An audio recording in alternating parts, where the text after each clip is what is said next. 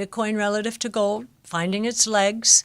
And I do think David Puel's on-chain indicators are looking more positive. We should have paid more attention to them when they turned negative during the flash crash. We didn't. We didn't think that was going to propagate the way it did. I take full responsibility for that. Just listen to Cloudflare's earnings call last night. He didn't use the word stablecoins, but he did use agentic commerce, agentic payments throughout. And we think stablecoins, which will be dollar positive, and Bitcoin are going to be the two biggest beneficiaries of that movement. Something has changed beneath the surface of the global economy, and most investors may not realize just how important it is yet. While markets have been obsessing over inflation, interest rates, and the next move from the Federal Reserve, Cathie Wood is pointing towards something much bigger. The monetary environment may be quietly shifting in a direction that could become extremely powerful for Bitcoin and other risk assets.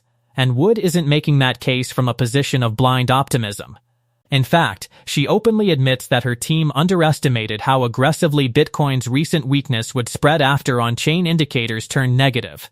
But now, she's seeing those indicators improve, Bitcoin beginning to regain strength relative to gold, and an entirely new digital financial infrastructure emerging around stablecoins, AI, and automated commerce. What makes her argument especially interesting is that these developments are happening alongside a resurgence in money growth, and Wood believes that doesn't necessarily mean another inflationary shock is coming. Instead, slowing economic activity, weaker labor force participation, and declining monetary velocity could absorb much of that new liquidity.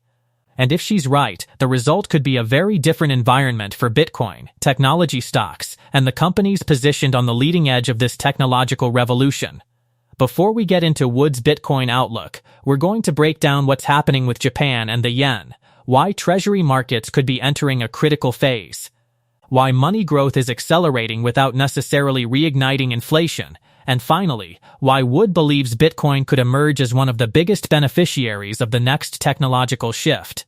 So if you want more deep dives into Bitcoin, macroeconomics, and the forces moving global markets, make sure to hit the like button, subscribe to the channel, turn on post notifications, and let us know in the comments whether you think Wood is right about what's coming next. Here, first, I'd like to talk about the yen.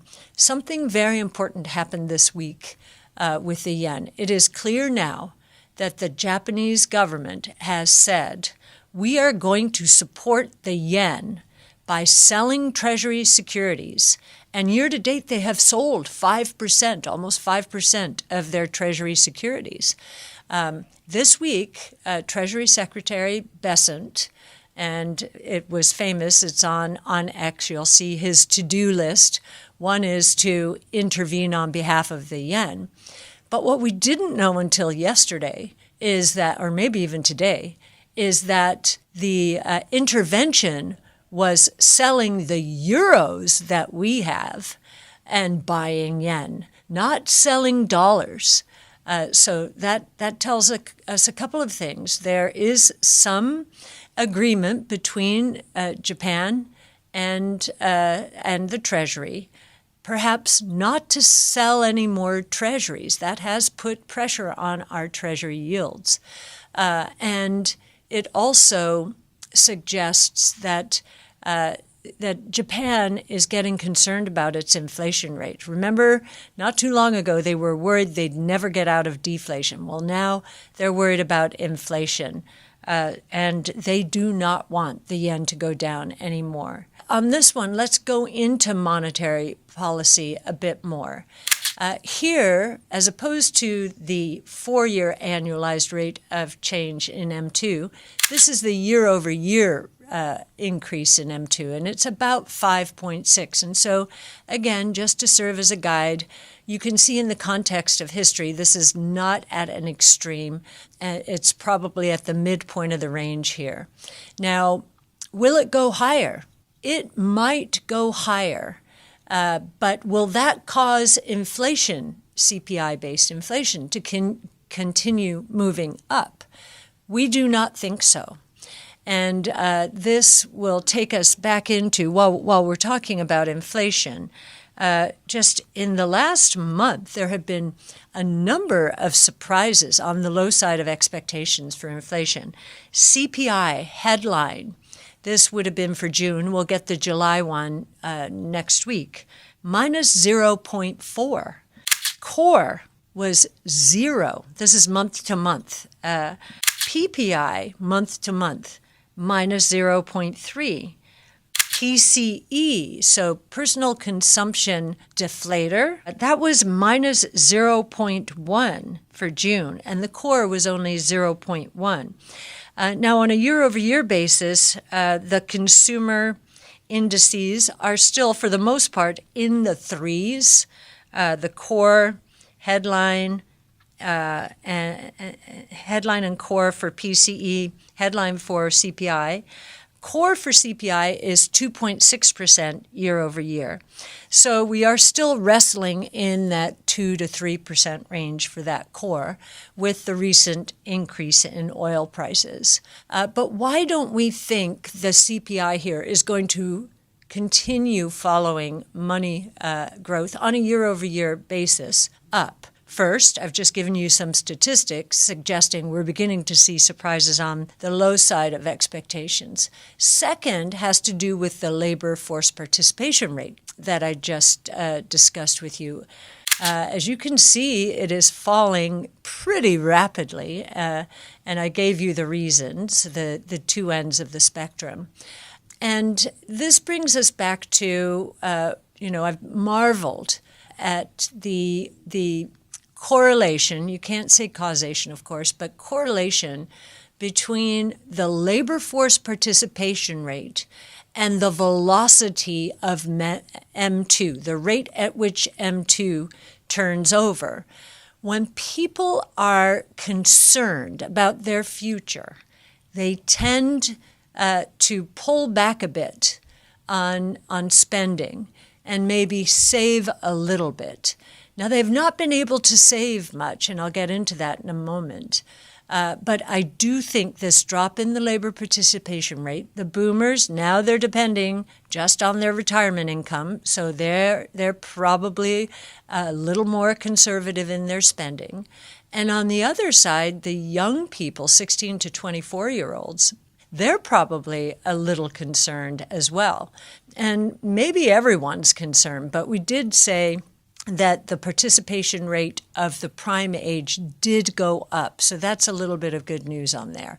They are the biggest income earners. So even if velocity just rolls over a little bit, does not resume its downtrend, even though the labor participation rate suggests it will, that will diffuse the impact of money growth. So 5.6%, velocity slows down by 1%, and so flat lines essentially.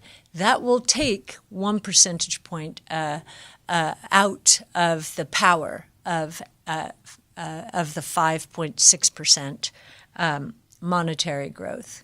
Wood's discussion of Japan is important because it connects an apparently distant currency story to the broader liquidity picture confronting global markets. Japan is now trying to defend the yen while managing its own inflation problem, and the choices it makes could have consequences for Treasury demand, global yields, and ultimately financial conditions around the world. In other words, this isn't simply a story about the yen. It is another piece of the much larger global liquidity puzzle. This brings us to Wood's Bitcoin thesis. She's not simply saying Bitcoin is going higher because liquidity is improving. She's pointing toward a much broader convergence: Bitcoin, stablecoins, AI, automated commerce, and a rapidly digitizing financial system. If those technologies continue reinforcing one another, Bitcoin's role in the emerging financial architecture could become considerably larger than it is today. Bitcoin relative to gold, finding its legs. And I do think David Puel's on-chain indicators are looking more positive. We should have paid more attention to them when they turned negative during the flash crash. We didn't. We didn't think that was going to propagate the way it did. I take full responsibility for that. In fact, I also caused a problem by saying stablecoins were usurping one of the roles Bitcoin was going to play. And what's so interesting about this period in time, just listen to Cloudflare's earnings call last night. He didn't use the word stablecoins, but he did use agentic commerce, agentic payments throughout. And we think stablecoins, which will be dollar positive, and Bitcoin are going to be the two biggest beneficiaries of that movement. And the other thing to listen to is, it just came out this week, was the latest Bitcoin brainstorm that we did with Bitcoin Park and Rod Rudy. That was all about the convergence between Bitcoin and AI. I always learn so much when we do those Bitcoin brainstorms. Here also, for those wondering about Michael Saylor, you can see that Stretch is recovering. It had a near-death experience because, and it wasn't near-death by any stretch of the imagination, but hedge funds were pushing. This is what they do when they see a weak link, and Michael Saylor was the weak link. This notion that Bitcoin would continue to unwind, and he would be forced to sell Bitcoin to pay dividends, 10 to 11%. So he's been testing the market by selling some Bitcoin just to give those hedge funds a sense of, hey, stop it. It's not going to happen. And I'm selling Bitcoin. And what are you going to do about it now? So we shall see. And here, more broadly, we don't see any problems in the banking system. So no private credit problems. Certainly no crypto problems. They're not touching crypto very much yet. And same with junk bonds relative to 10-year Treasury yields. No problems. So no problems. And so I will leave you now. Lots of opportunities. No problems, lots of opportunities. We are so excited about what's going to unfold in both the equity markets and the crypto markets during the next few years. This technology revolution is real. I think the inflation scare that had unnerved the markets is going to disappear. And believe me, consider the source. I know I've been saying this for a number of years. We think we're going to see deflation before we see any kind of superinflation to concern the markets. And we think that will occur in the next year or so. And it's going to be fantastic for investors and companies that are on the right side of change and really are harnessing all of these technology tools. And it will be very difficult for those who do not do so. So it'll seem at times quite confusing because some of the most tried and true companies are not going to get this right.